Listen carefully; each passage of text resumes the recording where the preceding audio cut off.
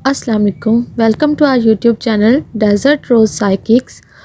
आज का हमारा टॉपिक है endocrine system. Endocrine system start करने से पहले हमारे चैनल को सब्सक्राइब कर दें, और अगर इस टॉपिक के रिलेटेड आपका कोई क्वेश्चन हो तो you can freely ask in comment section. चलिए टॉपिक स्टार्ट करते हैं। आज की इस वीडियो में हम जो टॉपिक्स कवर करेंगे उसमें है एंडोक्राइन सिस्टम, एंडोक्राइन सिस्टम का ओवरव्यू, उसकी डेफिनेशन, इंट्रोडक्शन, द एंडर्नल ग्लैंड और disorder involving in the endocrine system. चलें स्टार्ट करते हैं एंडोक्राइन सिस्टम से। What is endocrine system? Endocrine system एक कॉम्प्लेक्स नेटवर्क है ग्लैंड्स और ऑर्गन्स का। ये मुख्तलिफ ग्लैंड से मिलकर बना हुआ है, इसलिए इसको कंसिस्ट ऑफ ग्लैंड भी कहा जाता है। इसका जो काम है ये हमारी बॉडी के मुख्तलिफ फंक्शंस को कंट्रोल करने के लिए और उनको कोऑर्डिनेट करने के लिए हार्मोन्स का इस्तेमाल करता है, हार्मोन्स रिलीज़ करता है। जैसे बॉडी का मेटाबॉलिज्म हो गया, एनर्जी लेवल हो गया, उसकी रिप्रोडक्शन हो गई, ग्रोथ हो गई, डेवलपमेंट हो गई, रिस्पॉन्सेज हो गए, किसी इंजरी वगैरह पे कोई स्ट्रेस और मूड रिलेटेड चीज़ें आ गई, उन सब फंक्शंस को कंट्रोल करने के लिए ये हार्मोन्स को यूज़ करता है। Secretary organ that produced and secret chemical substances. Body में मुख्तलिफ जगहों पर, मुख्तलिफ फासलों पर, मतलब कि पूरी बॉडी में अलग अलग जगहों पर फासले पर ये ऑर्गन्स जो हैं मौजूद होते हैं, ग्लैंड के तौर पर जो काम कर रहे होते हैं। आगे आपको इनके पार्ट्स के बारे बताएंगे। फर्स्ट वी डिस्कस के ग्लैंड्स की कितनी टाइप्स हैं। ग्लैंड की दो टाइप्स हैं, एंडोक्राइन ग्लैंड और एक्सोक्राइन ग्लैंड। एंडोक्राइन ग्लैंड जो है ये डक्टलेस होता है। एंडोक्राइन ग्लैंड जो है वो डक्टलेस होते हैं और वो ब्लड में हार्मोन्स को डायरेक्टली सेक्रेट करते हैं, और जो एंडोक्राइन ग्लैंड्स हैं उसमें डक्ट्स यूज़ होते हैं, वो सब्सटेंस सेक्रेट करते हैं बॉडी सरफेसेस में, जैसे एसआई ट्रैक हो गया या स्किन वगैरह, इसमें वो सब्सटेंस को सेक्रेट करते हैं। मैंने यहाँ ग्लैंड्स का जिक्र इसलिए किया, आपको ग्लैंड्स के पार्ट इसलिए बताया कि मैंने फर्स्ट पे बताया था कि जो एंडोक्राइन सिस्टम है वो कंसिस्ट ऑफ ग्लैंड है, मतलब मुख्तलिफ ग्लैंड से मिलकर बना है। तो जो ग्लैंड्स हैं फर्स्ट हम उन्हीं को डिस्कस करेंगे। अभी मैं आपको पार्ट्स बताऊँगी कि कौन कौन से पार्ट्स होते हैं ग्लैंड्स के अंदर। Parts of the endocrine system, first है पिट्यूटरी ग्लैंड। पिट्यूटरी ग्लैंड जो है इसको मास्टर ग्लैंड भी कहा जाता है। ये हाइपोथैलेमस के बिल्कुल नीचे, बिलो द हाइपोथैलेमस होता है। ये इसको इसलिए मास्टर ग्लैंड बोला जाता है कि ये जो है हमारी डिफरेंट ग्लैंड्स की एक्टिविटीज़ को अदर ग्लैंड्स की डिफरेंट, जो बहुत सारे ग्लैंड्स हैं ऐसे जिनकी एक्टिविटीज़ को कंट्रोल करता है, इसलिए पिट्यूटरी ग्लैंड को मास्टर ग्लैंड कहा जाता है। थायराइड या पैराथायराइड ग्लैंड, ये नेक रीजन के बिल्कुल पास होता है, नेक रीजन में होता है, और इसमें जो पैराथायराइड है वो 4 ग्लैंड्स होते हैं उसके, और वो भी नेक रीजन के पास ही होते हैं। आगे है एडर्नल ग्लैंड। एडर्नल ग्लैंड्स जो हैं ये 2 होते हैं, लेफ़्ट एडर्नल ग्लैंड और राइट एडर्नल ग्लैंड। ये जो है ना ये किडनी के ऊपर होते हैं। लेफ़्ट जो है वो लेफ़्ट किडनी के पास होता है और राइट जो है वो राइट किडनी के पास होता है। इनकी ये तादाद में 2 होते हैं। पीनल या पाइनियल ग्लैंड जो है ये ब्रेन के पास होते हैं, मतलब कि ये 3rd vertical of the brain में पाए जाते हैं। ये बहुत स्मॉल साइज़ के होते हैं। हाइपोथैलम, इनको थाइमस ग्लैंड भी कहा जाता है, ये चेस्ट रीजन में होते हैं। मीडियास्टाइम जहाँ पे हार्ट होता है उसके बिल्कुल आगे होते हैं ये। नेक्स्ट पेनक्रियाज है। पेनक्रियाज जो है स्टमक के साइड पे, बिल्कुल साइड पे स्टमक के पास मौजूद होते हैं। एंडोक्राइन पेनक्रियाज जो होते हैं वो हार्मोन रिलीज़ करते हैं, हार्मोन रिलीज़ करने का काम करते हैं ये।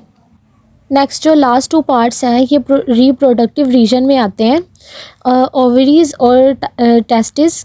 ओवरीज जो होती हैं ये फीमेल्स में होती हैं, 2 ओवरीज होती हैं, और टेस्टिस मेल में होते हैं, ये भी 2 होते हैं। आगे अब ये देखें, ये पिक्टोरियल फॉर्म में है, आपको बताया गया डिफरेंट पार्ट्स बॉडी में, डिफरेंट ग्लैंड्स किस किस जगह पे होते हैं, जैसे पिट्यूटरी, थायराइड, पैंक्रियाज, लिवर्स, ये जैसे ग्लैंड्स हैं इनकी आपको लोकेशंस दिखाई गई हैं कि कहाँ कहाँ पे मौजूद होते हैं। जैसे अब पिट्यूटरी है, पिट्यूटरी ग्लैंड जो होते हैं ये ब्रेन रीजन में होते हैं, थायराइड नेक रीजन में होते हैं, पैंक्रियाज जो हैं ये स्टमक के पास होते हैं। नेक्स्ट है the adrenal glands. Adrenal glands जो होते हैं ये किडनीज़ के ऊपर होते हैं, ये लाइफ सेविंग ग्लैंड्स भी कहा जाता है इनको। और ये जो है इनकी लोकेशन जैसे कि मैंने पहले बताया किडनी के ऊपर होते हैं, अपर पोल ऑफ ईच किडनी, दोनों किडनीज़ के ऊपर होते हैं, उसके अपर पोल पे होते हैं। और इनका काम जो है ये हार्मोन्स प्रोड्यूस करते हैं और जो कि हमारे metabolism, immune system, blood pressure और स्ट्रेस और अदर एसेंशियल फैक्टर के रिस्पॉन्सेस को रेगुलेट करते हैं, ब्लड सर्कुलेशन में भी हेल्प करते हैं और also help to give ability to cope with mental illness, आपको मेंटल इलनेस से कॉप करने में भी हेल्प करते हैं। अगर ये ब्लड रिलीज़ करना बंद कर दें तो इसकी वजह से डेथ भी हो सकती है 2 से 3 दिन में। ये ग्लैंड्स ट्रायंगल शेप में होते हैं और ये कैप्सूल के साथ कवर होते हैं, जो कैप्सूल इनको प्रोटेक्ट करता है। और ये कैप्सूल जो है ये एडिपोज टिश्यू से मिलकर बनता है। एडर्नल ग्लैंड्स जो हैं उसके 2 पार्ट्स हैं, एक कोर्टेक्स है और दूसरी मेडुला है, which are each responsible for producing different hormones, जो कि डिफरेंट हार्मोन्स प्रोड्यूस करते हैं। और इसकी जो कोर्टेक्स लेयर है वो कोर्टेक्स लेयर आउटर लेयर कहलाती है और जो इसका मेडुला है वो इसकी इनर लेयर है। दोनों 4 सेंटीमीटर लंबे होते हैं और इनका 3 सेंटीमीटर थिक होते हैं और इनका वेट 4 ग्राम्स होता है। एडर्नल कोर्टेक्स को सबसे लार्जेस्ट पोर्शन कहा जाता है एडर्नल ग्लैंड्स का। एडर्नल ग्लैंड्स में अगर 100% पोर्शन लिया जाए तो 80% जो है वो एडर्नल कोर्टेक्स के पास है और 20% मेडुला के पास है, इसलिए कोर्टेक्स को लार्जेस्ट पोर्शन कहा जाता है। और कोर्टेक्स इसका आउटर रीजन है, जबकि medulla located inside in the cortex के अंदर मौजूद होता है। इन दोनों का डेवलपमेंटल और हार्मोनल प्रोसीजर जो है वो डिफरेंट है। एडर्नल कोर्टेक्स जो हैं वो रीनल टिश्यू से डेवलप होते हैं, जबकि एडर्नल मेडुला ये न्यूरल टिश्यू से डेवलप होता है। कोर्टेक्स वाला पार्ट जो है ये स्टीरॉयड हार्मोन्स को प्रोड्यूस करता है, इनको कोर्टिकोस्टीरॉयड भी कहा जाता है। और जो मेडुला वाला पार्ट है ये स्ट्रेस हार्मोन्स को रिलीज़ करता है, प्रोड्यूस करता है। नेक्स्ट हम अब देखेंगे कि इसकी वजह से डिसऑर्डर कौन कौन से हो सकते हैं और टॉपिक है disorder involving in the endocrine system. Endocrine disorder का मेन कोज हार्मोनल इम्बैलेंस है, यानी कि अगर जैसे यहाँ सामने उन्होंने लिखा हुआ है N endocrine disorder result of a improper function. Improper functioning होती है एंडोक्राइन सिस्टम में जब, तो वो एंडोक्राइन डिसऑर्डर का बाइस बनता है। इसमें जो चीज़ें आ जाती हैं, glands that secrete hormones, the receptors that responds to hormones and the organs that directly impacted by hormones। In points में से किसी की भी फंक्शनिंग ख़राब हो जाती है तो वो बॉडी पे इफ़ेक्ट करते हैं, वाइड रेंज में इफ़ेक्ट करते हैं, बहुत ज़्यादा इफ़ेक्ट करते हैं। जैसे कि मैंने पहले ही बताया कि ज़्यादातर इसकी वजह मेन कोज जो है वो हार्मोनल इम्बैलेंस ही है। एंडोक्राइन डिसऑर्डर ज़्यादातर हार्मोनल इम्बैलेंस की वजह से होते हैं, जैसे कि कोई ग्लैंड बहुत ज़्यादा हार्मोन प्रोड्यूस कर रहा है या बहुत कम हार्मोन प्रोड्यूस कर रहा है, तो इस वजह से भी ये डिसऑर्डर्स हो सकते हैं। आगे हम देखेंगे कि इसकी वजह से कौन कौन से डिसऑर्डर्स हो सकते हैं। इसमें कशिंग डिसीज़ आ जाती है, डायबिटीज़ है, एडिसन्स डिसीज़ हैं, हाइपरथायरॉयडिज्म या हाइपोथायरॉयडिज्म और प्रोलैक्टिनोमा। और इसमें कैंसर्स भी हो सकते हैं, कैंसर्स ऑफ एंडोक्राइन ग्लैंड्स। जैसे कि पहले भी बात हो चुकी है कि हार्मोनल इम्बैलेंस की वजह से एंडोक्राइन डिसीज़ होती हैं।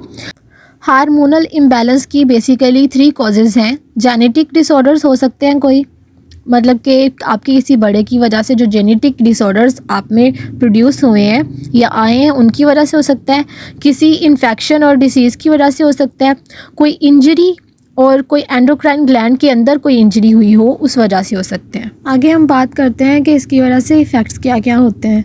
ये हमारे मेटाबॉलिक सिस्टम पे भी इफ़ेक्ट करता है, ग्रोथ पे इफ़ेक्ट करता है, हमारे इमोशंस पे, फर्टिलिटी पे या हमारी स्लीप पे इफ़ेक्ट करता है। इन डिसऑर्डर्स की वजह से मूड स्विंग्स होते हैं, फिटीग होती है, वीकनेस हो जाती है, वेट फ्लक्चुएशंस होती हैं, चेंजेस होती हैं हमारे ब्लड ग्लूकोज लेवल में या हमारे कोलेस्ट्रॉल लेवल्स में भी। इनको डिफरेंट मेथड से डायग्नोस किया जा सकता है, जिसमें ब्लड टेस्ट आ जाता है या यूरिन टेस्ट आ जाता है, अल्ट्रासाउंड आ जाता है, सीटी स्कैन आ जाता है जिसको कंप्यूटराइज्ड टोमोग्राफी कहा जाता है, एमआरआई आ जाती है। इन डिफरेंट टेस्ट के थ्रू और ये जो स्कैन्स हैं, सीटी स्कैन और एमआरआई के थ्रू हम इसको इजीली डायग्नोस कर सकते हैं।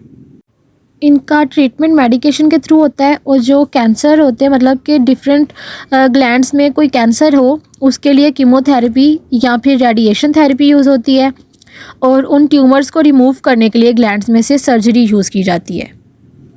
आज हमारा टॉपिक यहीं पे ख़त्म होता है। Thank you so much for watching. If you have any kind of question you can ask in comment section and subscribe our YouTube channel Desert Rose Psychic for more videos like this. Thank you so much.